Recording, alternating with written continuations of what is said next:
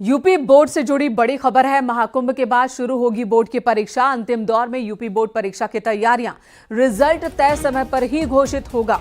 तो ये एक बड़ी जानकारी सामने आ रही है। महाकुंभ के बाद ही यूपी बोर्ड की परीक्षा शुरू हो जाएगी और रिजल्ट तय समय पर आएगा। ये जानकारी साफ कर दी गई है और ये भी बताया गया है बोर्ड की ओर से कि जो तैयारियां हैं बोर्ड एग्जाम को लेकर, वो तैयारियां भी पूरी कर ली गई हैं। इसलिए छात्रों को परेशान होने की जरूरत नहीं है, चिंतित होने की जरूरत नहीं है और ना ही कहीं कोई कंफ्यूजन की वजह होनी चाहिए। तो साफ किया गया है बोर्ड की ओर से कि महाकुंभ के बाद बोर्ड की परीक्षा शुरू होगी और तय वक्त पर रिजल्ट भी आएगा। इधर अखिलेश यादव के बयान पर डिप्टी सीएम केशव प्रसाद मौर्य ने कहा कि अखिलेश यादव को कभी अच्छे लोगों की संगत नहीं मिली है। मुख्यमंत्री योगी आदित्यनाथ के बारे में उन्होंने कहा कि वो एक संत है और एक संत का अपमान ना तो केशव प्रसाद मौर्य बर्दाश्त करेगा, ना देश और ना ही प्रदेश की जनता। देखिए, संगत से गुण मिलते हैं, संगत से गुण जाए। बांस फांस और मिश्री एक भाव बिकाए की बहुत पहले से प्रचलित कहावत है। उनको कभी अच्छे लोगों का संग नहीं मिला है। गुंडों, अपराधियों, माफियाओं, दंगाइयों के बीच में रहेंगे तो साधु संतों के बारे में उन्हें क्या बोलना है, क्या नहीं बोलना है, इस मर्यादा का उन्हें ध्यान नहीं रहता है।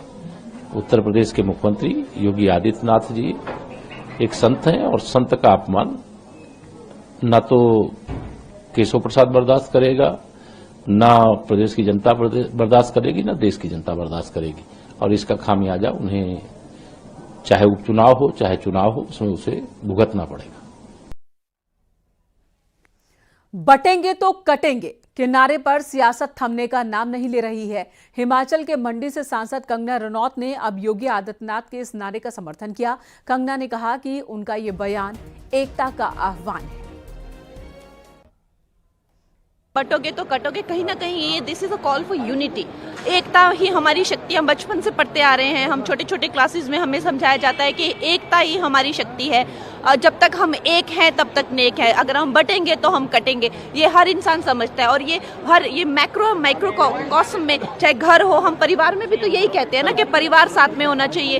उसी तरह से जो है वो देश साथ में होना चाहिए। तो हमारी जो पार्टी है वो हमारी पार्टी जो है सनातनी पार्टी है। अपनी संस्कृति को, अपने देश को, सबको एक साथ, इनफैक्ट हमारी पार्टी तो चाहेगी तो पीओके भी एक साथ में लेके चलेंगे, तो हमारी पार्टी तो सबको साथ में लेके चलने के लिए। लेकिन ये जो विपक्ष है, ये बांटने की इनकी जो थी साजिश, वो नाकामयाब हो रही है। अभी कहते ना खिसियाई बिल्ली खंभा नोचे, तो वैसा हाल।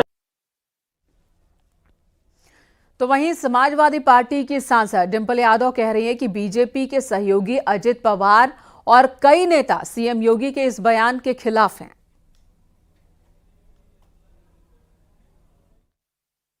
ये जो पूरा परसेप्शन क्रिएट करने की जो कोशिश की जा रही थी भारतीय जनता पार्टी द्वारा, तो मैं समझती हूँ लोगों ने इस परसेप्शन को नकारने का काम किया है।